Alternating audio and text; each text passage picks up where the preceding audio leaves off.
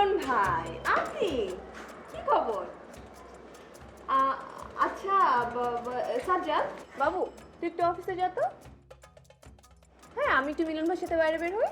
সে কি তুই না বললি তুই আমার সাথে অফিস যাবি? আরে ধ্যাত, তোর কি মাথা খারাপ হয়ে গেছে নাকি? এতক্ষণ তো আমরা রুমের ভিতরেই ছিলাম, অনেক সময়টা কাটালাম না, এখন একটু যাই। এতক্ষণ ইনডোর ডেট করলাম, মিলন ভাইয়ের সাথে একটু আউটডোর ডেটটা করে আসি। কি মিলন ভাই যাবেন না আমার সাথে? ইনডোর ডেট মানে কি? ইনডোর ডেট মানে বোঝে না সাজ্জাদ। আসলে মিলন ভাই, ইনডোর মানে কি? ইনডোর মানে চারিদিকে দেয়াল, আর ডেট মানে তো ডেট। আমরা এতক্ষণ ইনডোরে ডেট করছিলাম, মানে যেখানে আসলে আমাদেরকে কেউ দেখে নাই সেখানে। আমার ফিউচার ওয়াইফ আরেকটা ছেলের সাথে ইনডোর ডেট? উর্মি, তোমার এই কথাটা বলতে একটাবার লজ্জা লাগলো না? আচ্ছা দেখ তো, এখন কি করব? আমি কি মিথ্যা কথা বলবো আপনাকে? সত্যি কথাই তো বলে দিয়েছি। আপনার কি মনে হচ্ছে না যে আমি খুব বাজে একটা কাজ করে ফেলেছি? খুব বাজে একটা মেয়ে আমি।